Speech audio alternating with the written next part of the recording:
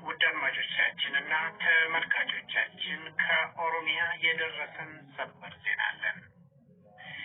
በአማራ ክልል ኃይሎችና ጥምር ጦር በተሰኘው የፌደራል መንግስት ባሰማራቸው ኃይሎች ቅንጅት በኦሮሞ ህዝብ ላይ የደረሰ ያለውን ጭፍጨፋ ለመቃወም በተለያዩ የኦሮሚያ አካባቢዎች የተቃውሞ ሰልፎች በመካሄድ ላይ እንደሚገኙ ከተለያዩ አካባቢዎች የደረሱን መረጃዎች አመለከቱ።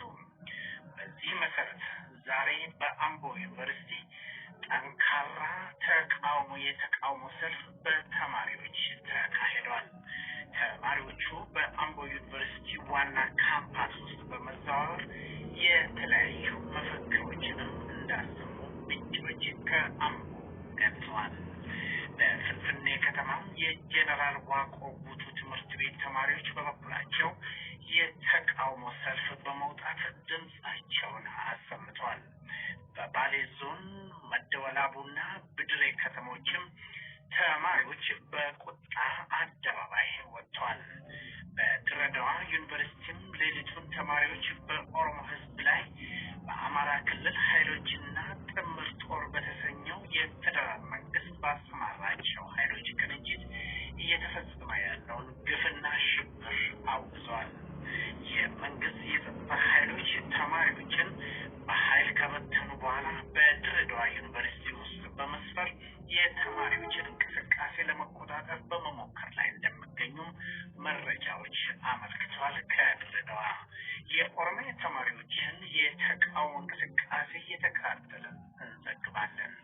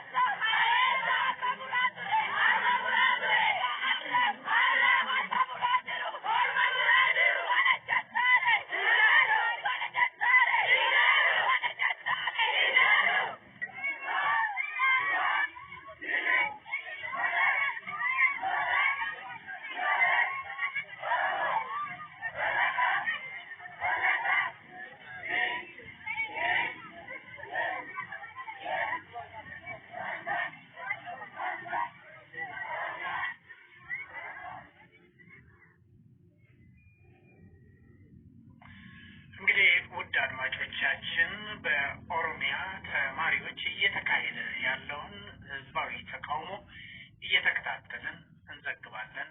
ደህና ቆዩ።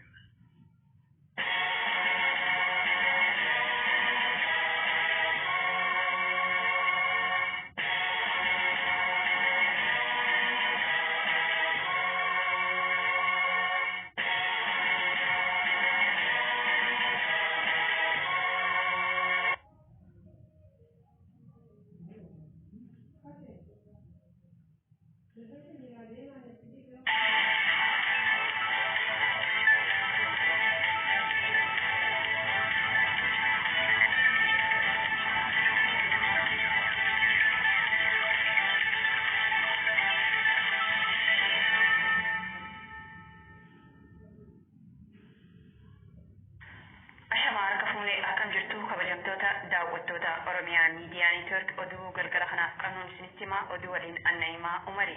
Oduu keenya jalqabaatiin abaawoon maalna dhibdee fi haala gaafatamne itti hin dhagahamne yakka uummata sibiilii irratti raawwatamaa jiru balaaleffate. Golgaa waraana bilisummaa Oromoo balleessuu jedhuun mootummaan federaalaa paartii Biltsiginnaatiin durfamu uummata nagaa qe'ee isaa keessatti xiyyaaraan lolaa fi waraana humna lafootiin fixaa jiru balaaleffachuun itti gaafatamummaan ajjeechaa kanaa kan fudhatu mootummaa ta'uu hubachiisee jira. Muhammad Fantaalee gabaasa bal'aa qopheessee jira. mootummaan paartii Biltsiginnaa uummata nagaa irratti boombiin obsuu fi humna lafoon dhumaatiisuu qindeessaa dhaqqabsiisuutti fedha kan jedhamu ABO'n iddoowwan ajjeechaan itti raawwatan hedduu maqaadhaan hiriiraam walakkeessa jiran kunuunsarraa jalqabee hanga har'aatti duula waraana bilisummaa Oromoo dhabamsiisuu jedhuun goleelee Oromiyaa adda addaa keessatti mootummaan haleellaa xiyyaaraa fudhataa jiru lammiilee nagaa dhibboota hedduu galaafatee jiraachuu ibseera. Har'as uummanni sibiiliin dafqee jiraatu hojii isaa malee hidhannoo waraanaa hin qabne manaa fi ooyiruu isaa keessatti bakka waaqeffannaatti iddoo walga'iitti manneen barnootaa fi kan kana fakkaatan keessatti boombii samiirraa itti roobsamuun dhibbootaan dhumaa akka jiru adda bilisummaa Oromoo addeesseera. Muddee lamaan bara 2022 guyyaan dheengaddaa giddu galeessa Oromiyaa Shawaa Kaabaa Salaalee uummata warra Jaarsoo fi Mukuyyuu keessatti xiyyaarota waraanaa sirna mootummaa Biltsiginnaa waraana bilisummaa Oromoo rukutuu kan jedhuun irra deddeebiidhaan qe'ee uummataa keessatti haleellaa raawwataniin uummanni sibiiliin dhibbootaan lakkaa'amu ajjeefamuu fi hedduun madaa'uu ABO'n ibseera. Aanaa warra Jaarsoo magaalaa xiqqoo baadiyyaa keessatti argamtu Faajjee Jirsaa jedhamtu irratti haleellaan xiyyaara raawwatame lammiilee nagaa hedduu galaafateera kan jedhamu ABO'n yoo xiqqaate namoonni 80 ol ta'an lubbuu dhabuu hime. Gammadaanis lakkoofsa hedduu yoo ta'an maatii tokko keessaa namoonni jala wal faana akka dhumatanis addeessee jira. Kanneen boombii xiyyaara mootummaa Biltsiginnaan dhumatan kunneen uummata nagaa hojjetuu fi manaa ba'e qonnaan bultoota barattoota barumsaatii galaa turanii fi kanneen mana boo'ichaa deemaa turan akka taasiseera. Haleellaa xiyyaara aanaa Kuyyuutti raawwatame namoonni baay'een dhumatuu fi madaa'uu odeessuu uummataan hubachiisa. Xiyyaarota waraanaa MiG mootummaa Biltsiginnaa yeroo afuriif Kuyyuu araddootaan Uyyee Cibaree fi Qarree taa'aa irratti boombii roobsan kan jira addeeche. Bal'inni haleellaa raawwatame kun ganda tokko guututti barbadeessuuf akka karoorfame ogeeyyoonni nu hubachiisuu jedhama. Muddee tokko bara 2022tti Lixa Oromiyaa godina Horroo Guduruu Wallaggaatti mootummaan Biltsiginnaa haleellaa xiyyaara raawwatuu jiraattanii fudhanii jiru. Miidhaa dhaqqabe hubachuuf sarara neetwoorkii cufaa waan ta'eef hubatuun rakkisaa ta'us haleellichisuu kanneessa fi naassa akka ta'e himamaa jedha ABO'n. Haleellaa xiyyaaraan alattis mootummaan paartii Biltsiginnaa godinoota Wallagga Bahaa fi Horroo Guduruu Wallaggaa keessatti nagaa fi qabbanni bu'ee uummanni nagaan hojjetatee akka hin jiraanne gochuun lammiileen Oromoo guyyuu jumlaan akka ajjeefaman kumootan qe'ee ofirraa akka buqqaan qabeenyi fi manneen uummataa akka barbadaa'u gochuutti dhufee jiraachuu ibsa isaa keessatti gammachiiseera. Murni goolessituu faannoo daangaa qaxxaamuree dhufe humni addaa naannoo Amaaraa fi waraanni ittisa biyyaa maloota fi tooftaalee garaagaraan qindoomina waloota ulfataniin Wallaggaa fi Horroo Guduruu Wallaggaa keessatti uummata Oromoo irratti akka waraanaa raawwatuutti fanii jiraachuu ibsuun